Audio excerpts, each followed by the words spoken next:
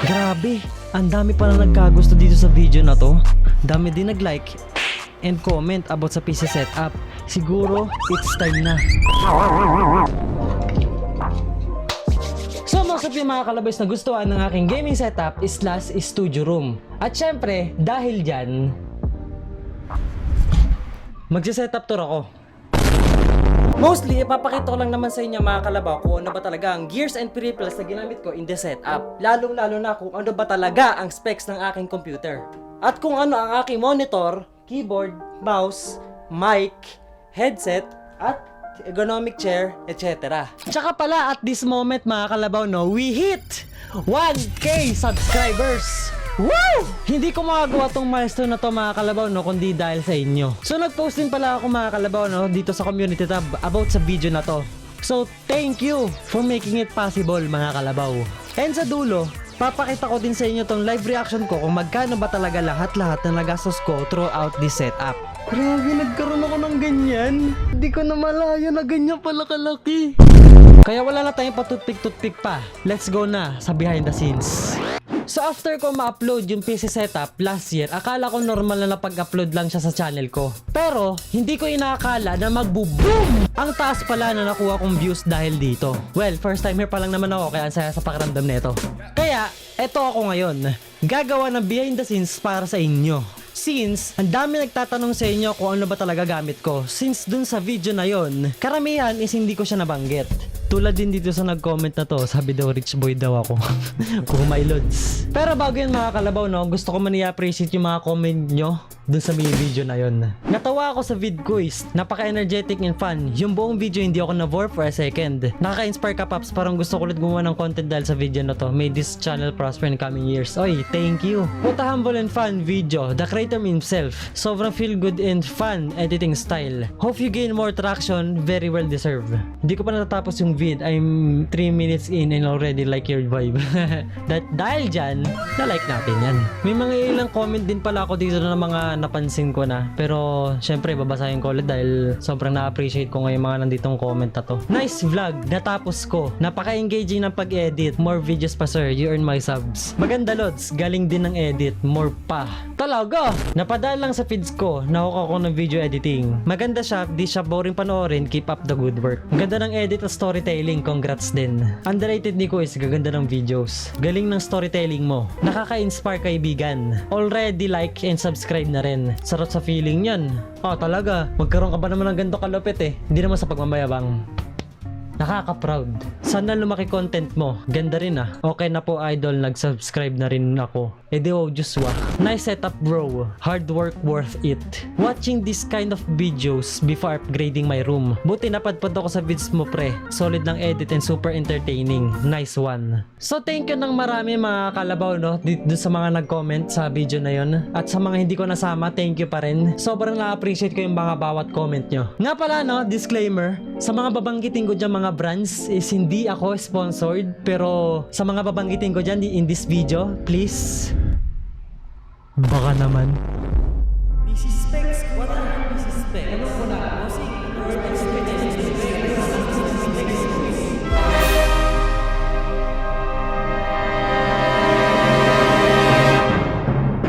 And finally, this is what you all been waiting for. Proudly introducing my gaming PC.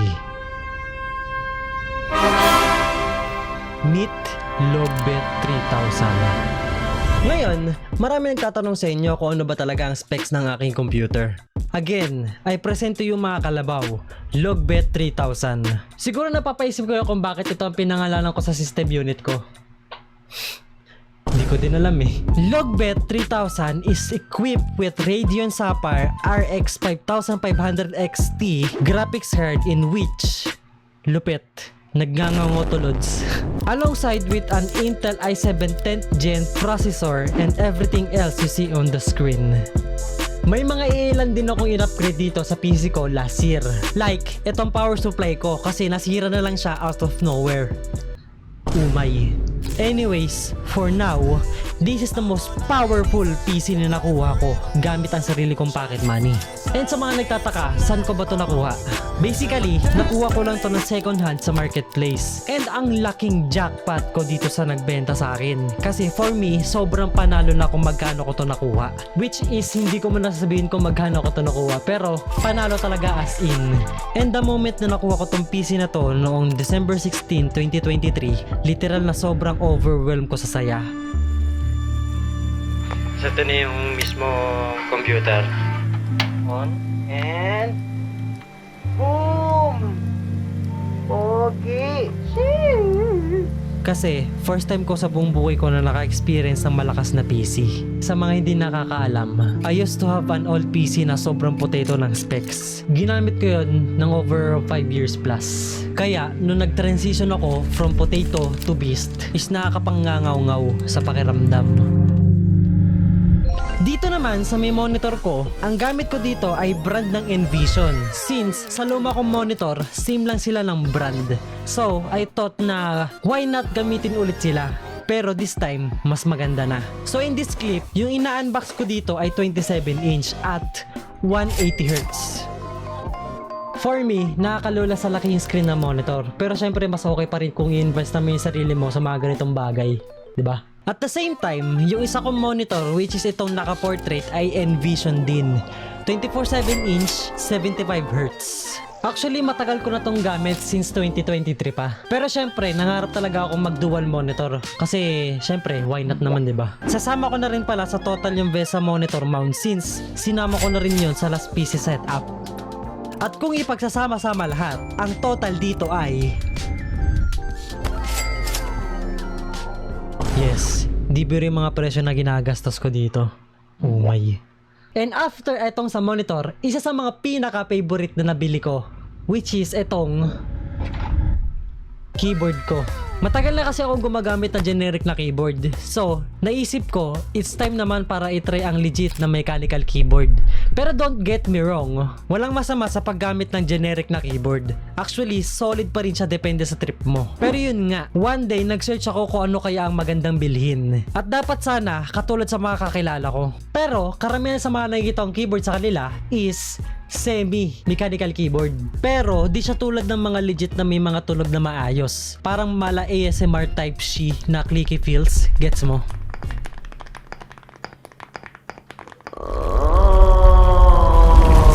Then, buti na lang, I encountered this keyboard called Aula F99. At hanggang ngayon, tuwan-tuwa pa rin ako sa tunog niya. Sobrang solid. I highly recommend na ito din yung tryin yung gamitin. Isa pang bagay na gusto ko sa keyboard na to is 99% layout siya. Meaning, may total of 99 keys. Trip ko din kasi dito yung kasama yung numpad for editing purposes. Kasi, ilan sa mga mechanical keyboard layout is wala na itong numpad. Anyways, so sa mga di na makapagantay, this is the sample, the sound of Aula F99.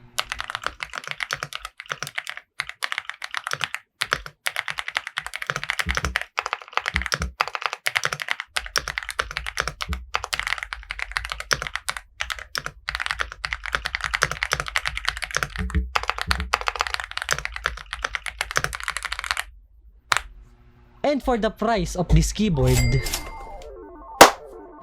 and for my mouse, this is Venom 2 WGC2. So randomly, nahanap ko lang to habang pinapaayos namin ng kuya ko yung PC dito sa store na to.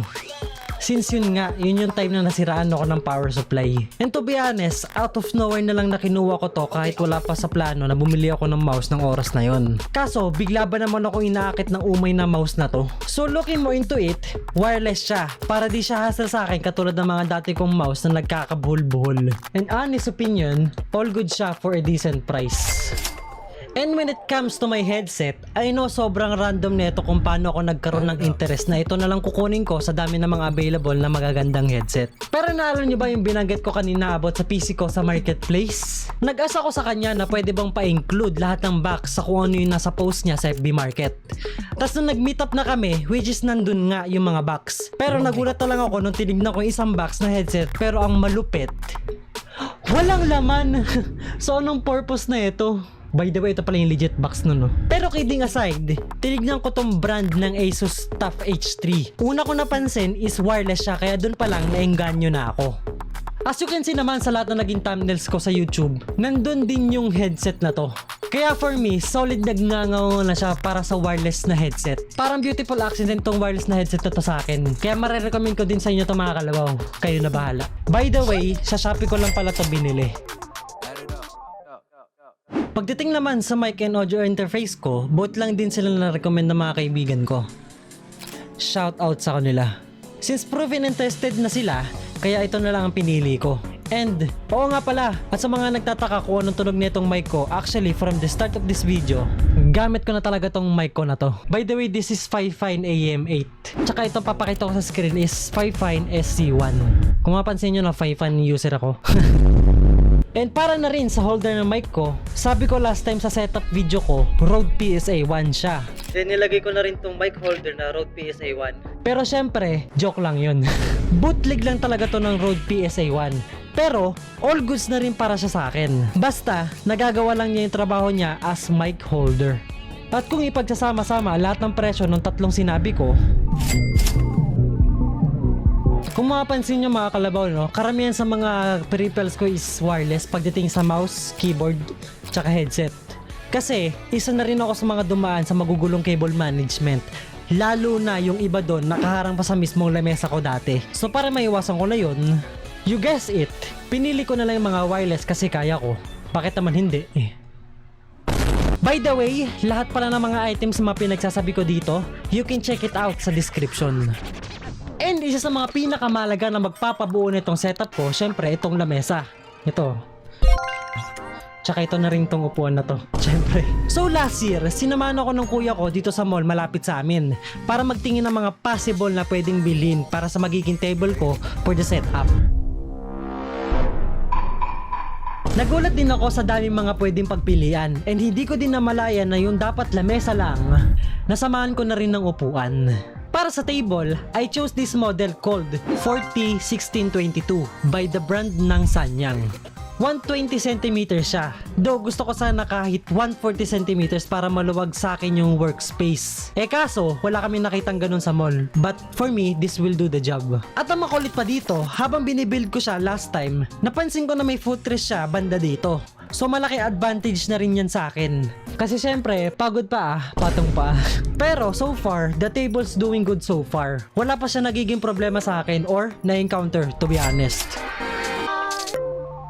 Sa naging chair ko naman, unang-unang mapapansin nyo is hindi ako pumili ng gaming chair, katulad ng mga nakikita namin dito. Pero ang pinili ko naman dito ay ergonomic chair. At ang rason ko ay simple, hindi siya masyado nagkikreate ng mainit na pakiramdam sa likod. Parang net type lang kasi yung nasa likod niya, kaya nakakahinga ng maayos. Unlike gaming chairs na after a year, namamalat na yung leather. Pero dito sa pinili kong ergonomic chair, baliktad, mas tumatagal at mas komportable para sa akin. This is just my opinion mga kalabaw, kaya nag-ergonomic chair ako para dito sa setup na to. By the way, yung specific na model na nakuha ko is EC2200. Walang brand name, pero so far, solid nagngangaw naman siya.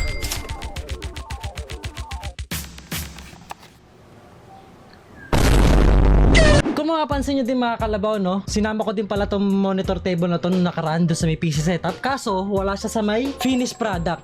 Pero syempre, sasabihin ko yung pinakarason after netong sasabihin ko. Etong monitor table na to is hindi ko na order. So expect na wala to sa may Shopee, link dyan sa may description. Pero, saan ko ba to nakuha? Nagpatulong ako sa kuya ko na ipagawa to kasi gusto ko ng custom made monitor galing sa kanya. Since, forte niya talaga ang designing. Kaya, sa kanya ako nagpagawa. And, binigyan ko siya ng mga references katulad ng mga ganito. And after some time, ito na yung kinalabasan, which is na-achieve naman ng kuya ko, kaya super sanitized customer ako. Pero nung time na gusto ko siyang ilagay na sa setup, dun na nagkaroon ng malaking problema. Biglang hindi gumasya nung pinagsasama ko na yung mga iba pang gamit. Kaya postpone mo na tong monitor table na to. Pero don't worry, alam ko naman magagamit ko naman to soon kapag nakabili na ako ng bagong lamesa, kaya walang masasayang dito. Again, kung trip nyo i-check out yung mga gamit ko sa setup, nilagay ko na lahat ng links sa description. And sa mga nakapansin sa inyo, yung mga ibang items sa setup na hindi ko sinama sa mga nabanggit kanina, like mousepad, speaker, carpet, coil wire para sa keyboard at marami pang iba. Pero syempre, isasama ko yun sa mga ito total sa overall price. Pero kung interesado ko yung basahin lahat ng mga nilista ko, ito yung karamihan. Good luck sa pagbasa. Making this gaming/studio room was hard, and it did come with a lot of challenges and struggles. At syempre, katangahan.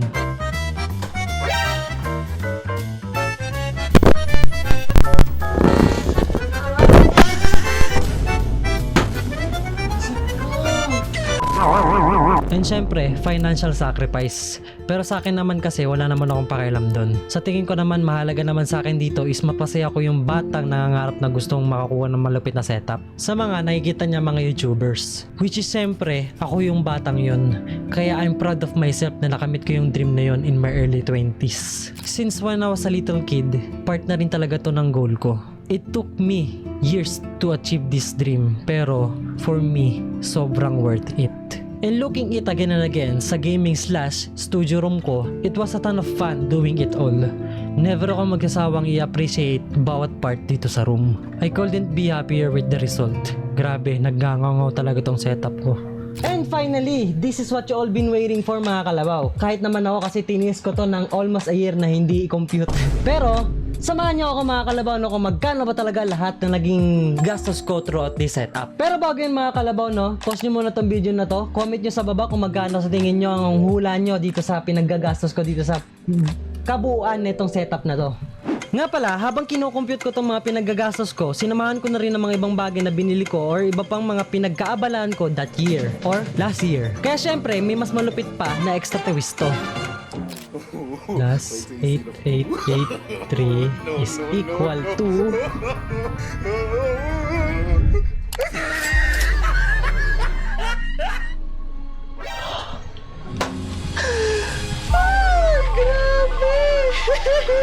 Grabe, nagkaroon ako ng ganyan. Ang laki! Hindi ko na malaya na ganyan pala kalaki. Sure ako sa inyo, nagtataka karamihan sa inyo napapaisip ko anong rason ko at saan ko naman nakuha yung gantong kalaking budget para makabili ng mga gantong bagay. Eh di naman ako relevant at hindi pa monetize itong YouTube channel ko. At the moment. At this moment. Pero sana magkaroon ako ng sweldo sa YouTube. And to be honest, it's pretty confidential. Pero kilala nyo naman ako. Or hindi alam ng mga karamihan sa inyo, ako ang nag-e-edit mostly ng mga sarili kong videos, including this. Itong pinapanood nyo. Pero naniniwala ako na hard work talaga ang nagiging rason ko kung ba't ako nagkaroon ng gandong bagay. This is the proof that the grind was worth it. And speaking of this setup, alam ko sobrang cheesy na ipapakita ko sa inyo. Pero dati kasi, nag-comment ako sa video ng setup ni Christian PH. Yun yung time na sobrang desperado ako at the same time, nagngangaw-ngaw talaga na gusto ko rin na magkaroon ng magandang setup. Alam ko sobrang selfish ako that time. Pero di ko na lang talaga namalayan na after some time na pinapanood ko ulit yung video ni Christian PH sa setup niya at nagbabasa lang ako ng mga comments, nakita ko yung dati kong comment. Masasabi ko talaga na law of attraction exist. So ngayon na-achieve ko na mga kalabaw ng aking dream na magkaroon ng gaming setup/studio room. So anong kasunod? What's the next step? E di syempre, magkaroon ng 100k subscribers. Libre lang naman mangarap eh. So again mga kalabaw, if interesado kayo sa mga lahat ng mga napakita kong gamit dito sa aking setup, lahat ng links na mga gamit ko dito sa aking setup is nasa description. Pero sa mga nabanggit kong mga bronze dyan, hindi ako sponsored oh. Baka naman. Hindi, kidding aside. Pero kung may mga tanong pa kayo mga kalabaw na according dito sa video na to, dito sa setup na to, comment nyo na lang dyan sa baba, dyan sa comment section. And lastly, hindi ko ginawa tong video na to just to brag or magpayabang. Pero, but to inspire. Pero dapat pa. Siyempre, with enough of hard work, motivation, and support with my loved ones, makakamit mo talagang isang pangarap mo kung talagang paghihirapan mo. And muli, maraming salamat sa inyo mga kalabaw no, sa pagpapanood nitong video na to. This video took me 1.5 months para matapos to, pero sobrang worth it. Sobrang saya na ginagawa ko dahil syempre isa sa mga pinangarap ko to. Pero bonus na rin talaga kung papakitaan nyo to ng support. At kung nag-enjoy kayo mga kalabaw no, please huwag nyo kakalimutan nganguin yan like button, share, and subscribe. And comment na rin kayo ng kahit na ano, pero suggest ko nagngangaw-ngaw. And muli, ako nga pala si Jonas o mas kilala ninyong JNS na nag-iwan sa katagahan na stay pogi, and see you next video. Ha! Bye! Ikaw ay nakalabaw, lamaw, lamaw, lamaw. Ikaw ay nakalabaw, lamaw, lamaw, lamaw. Ikaw ay nakalabaw, lamaw, lamaw. Ikaw ay nakalabaw, lamaw, lamaw, lamaw.